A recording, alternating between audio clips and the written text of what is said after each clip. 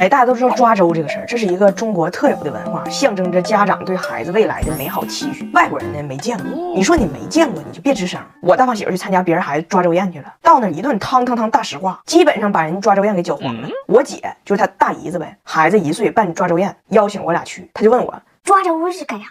好不容易开一把 party， 抓啥不好抓周啊？怪素的，怪素的，手抓饼，手抓饭，手抓冒油的羊肉串，哪个不比抓周香？我说抓周就是一个礼仪，到那你就看着了，咱俩先选点礼物去，俺俩就选的水果、尿不湿啥的。结果到那之后，俺俩这点薄礼呢，就让人给碾压了。我姐有个好闺蜜，拎了2个陶罐头的瓶，里边放的是满2罐子奶，完事就嘚瑟说这玩意儿老珍贵了，新鲜的，一般人整不着，营养价值极高，因为它是驴奶。我大胖媳妇当时，你说有点钱给他嘚瑟的，还驴奶，然后就找我姐唠嗑去了。大意思，你说谁买的这个礼物？我认为买的非常不妥。你说这个驴奶哈，要真像他说的这么稀有，这么珍贵，你说这给孩子整的多两难呢？他要是喝驴奶不喝你奶，显着你不如驴；那他要是喝你奶不喝驴奶，钱白花了，驴白挤了，黔驴技穷了。然后抓周就开始了嘛，摆一圈，所有东西都带有寓意的。他完全看不懂这些寓意。我大胖媳妇就问我，哎，你不是说抓周象征着父母对孩子无比高的期待吗？但我从这些物件上来看，还行，挺佛的。别的你看我看不懂啊，这秤是卖菜的，钥匙是开锁，哎，这还有个手牌，上面还有数字，我猜是搓澡的，对不对？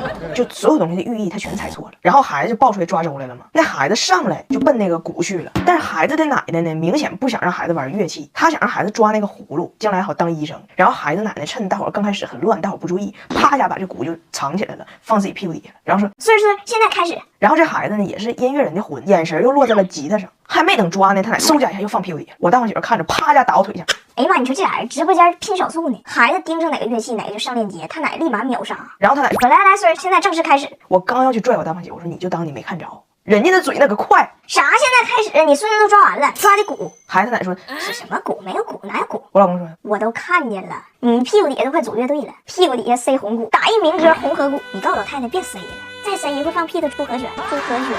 然后最后孩子在引导下指了一下那个 No.1 的奖牌，然后他奶说这个行，所以抓这个。我老公说到底你抓还是孩子抓呀？再说为什么抓这个手牌就行，为什么打鼓不行，搓澡就行呢？这俩行业干急眼的时候不都一顿拍吗？很共通。这局都散了，自己还在那叭叭呢。你说到底是孩子抓周还是他抓周？你要是给人人生都定好了，就别让人抓了，抓嘛，对。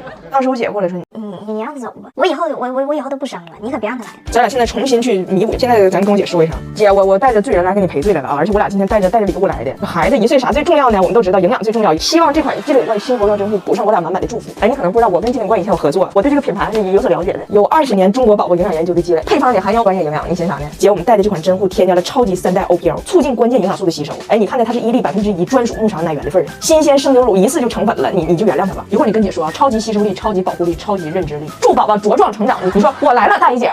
小姨子，我来了。给你们，我姐说你不用去了，我回去吧，她都不想见你，这瞅你长得像个洋人。她说反正有明星。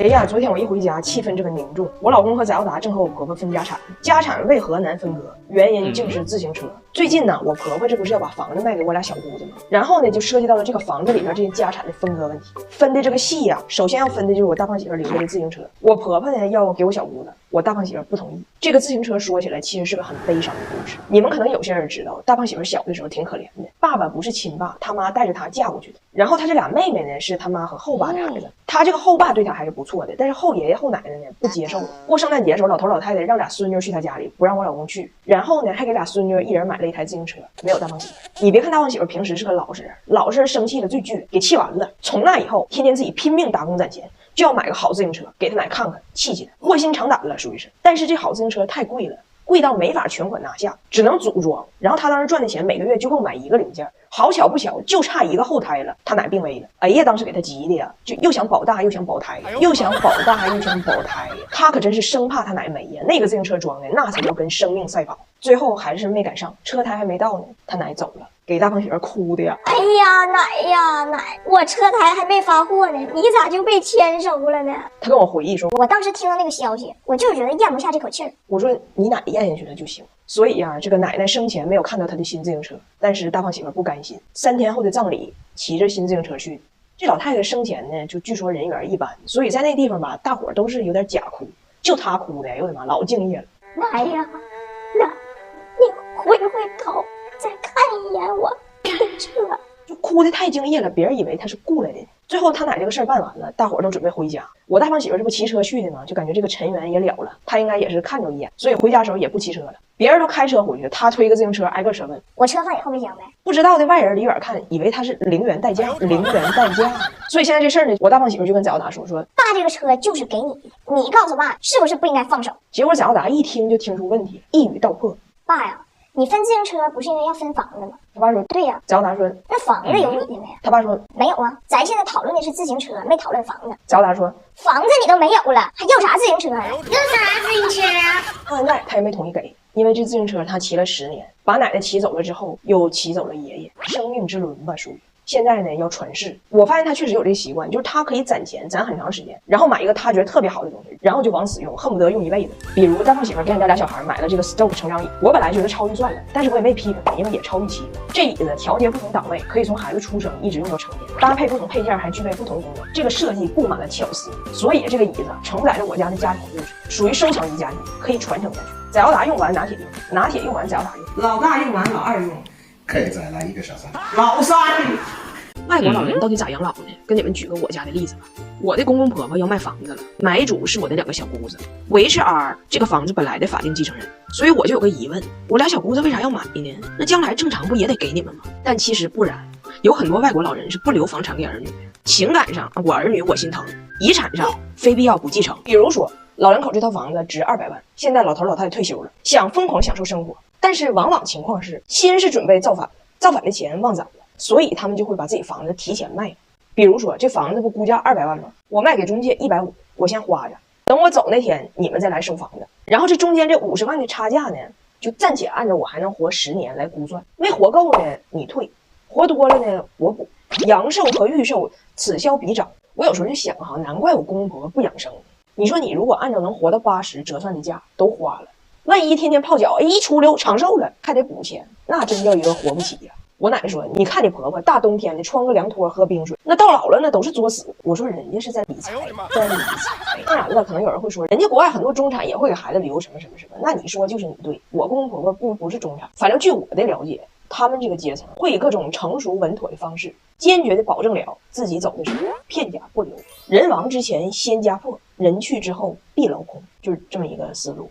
我大胖媳妇也是受这个观点影响很深远，所以她就不会说想培养孩子咋地，然后牺牲自己太多，给孩子上兴趣班尽可便宜的报，比如蹦蹦床。孩子喜欢滑冰，他说滑冰还得买刀。孩子想学骑马，他说骑马还得租马。我说俗话说得好，招兵买马，招兵买马才能培养出将军，你这兵马都不要啊。他说有兵马的不是勇吗？那最终也一样是被埋没，也不一定是将军。咋说呢，这玩意儿各有优缺点吧。像我婆婆我老公这种就可能太在乎自己开不开心，也有优点，就是孩子永远有个非常开心的爹，然后父母和孩子从小就不互相绑架，活得都很轻松。我呢不可能完全同意他爸妈的做法，但是我也不想像我爸妈这样这么累。反正我感觉就对孩子这玩意儿就尽量吧。你租马租不起可以租个驴，骑驴找马呗，人不都那么过吗？也不用因为要给孩子多少太为难自己。比如我每2周必须出去一次，给自己买好看的衣服，买贵的，但是给孩子买衣服我净买便宜的。谁让他比我好看？谁让他比我好看了？然后呢，每周必须出去喝顿酒，回家就逼加拿大技师给我做 SPA， 用这个法国让提斯面膜，让他救救我的熬夜暗黄脸。这芋泥质地特别舒服，享受一下。但是啊，有个事儿，你看是不是我多心了？他总说他自己是不可能出去做 SPA 的，但是这个拿锣在耳边敲这个事儿是从哪学的呢？